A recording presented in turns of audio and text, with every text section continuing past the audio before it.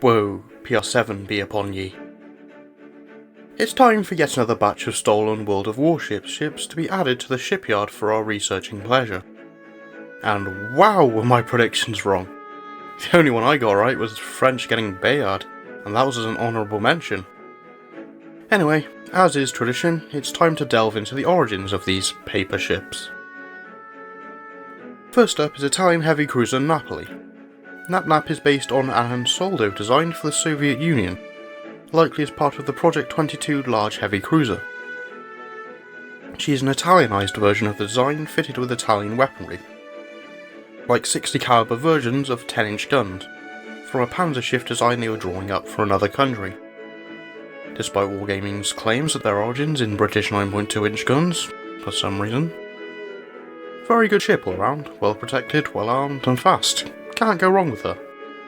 Also, her mermaid-like design is likely in reference to Parthenope, a siren of Greek myth associated with Napoli.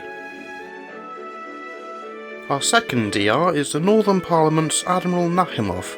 Apparently the gay is silent. Ever since launch, we've had green capitalist cat. And now, 7 years later, finally, green communist cat. Admiral Nahimov is claimed to be Project 23 AV, a carrier conversion of a Sovietsky Soyuz class battleship. However, from my findings, there was no AV version of Project 23, only the improved Biz and Nu versions. As such, she is purely hypothetical. Could someone fill me in on why she's a cat? Was her namesake associated with cats? Is it because of the catapult protrusions on her flight deck? Did they make her a cat because of the angled nubs? God damn it. The first PR is Daisen, based on a 1916 design study by naval architect Yuzuru Hiraga. The study's goal was to determine the hull form required to reach 35 knots on a capital ship. These were incredibly long, moderately protected ships with monstrous propulsion plants, driving 6 props, and armed with 8 50 caliber 16-inch guns. Daisen is specifically based on Design 3, given a hypothetical rebuild and modernisation, giving her a modern pagoda mast superstructure, strengthened deck protection, upgraded anti-air weaponry, new torpedo launchers in her stern, and an extra 90,000 shaft horsepower, giving her a whopping 305,000. Welcome to hydrodynamics. If you want a brute force speed, those numbers get ridiculous real damn quick. Anyway, this design would go on to form the basis of the Amagi class battle cruisers. Up next is Eagle Union DDV Halford, with the flimsiest excuse for being a PR ship we'll ever see. Halford was one of 3 Fletcher class destroyers that had an aircraft catapult fitted, instead of one of the 5-inch guns and torpedo launchers. The same year, those were removed and replaced with the missing weaponry, as the US's carrier strength had grown significantly, and because mounting float plane equipment on a destroyer is fucking stupid.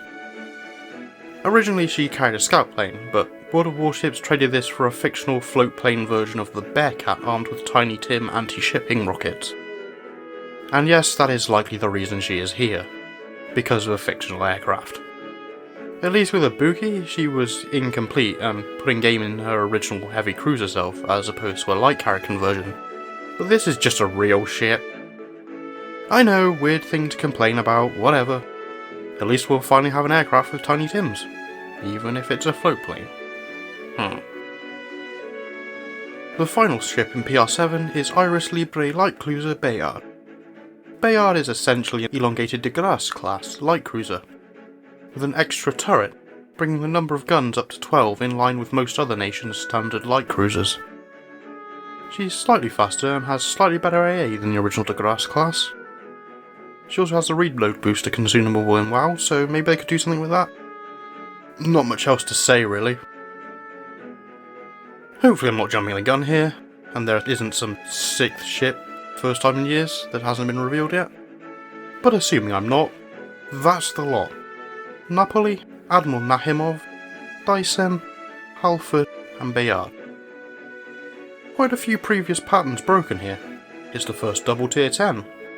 And while it's still Allies bias, it's 3v2 instead of 4v1. no Royal Navy, and both Eagle Union and Iris instead of alternating. Also no Ironblood, I was right on that at least. Certainly going to make predicting the next one harder, that's for sure. Pretty good wave overall. Do wish Nahimov had a bit more aircraft carrier in that Jaeger of a rigging. And I'm not a big fan of Halford being here, she could have been an SR Garsha ship, but hey ho. Knocks out the park with Bayard and Napoli though. Not sure whether to grind for her or Nahimov first. Who are you going to go for first? This is just a cheeky bonus video for the new PR series, the next video will still be out at the normal time. And until that time, fair winds and following seas.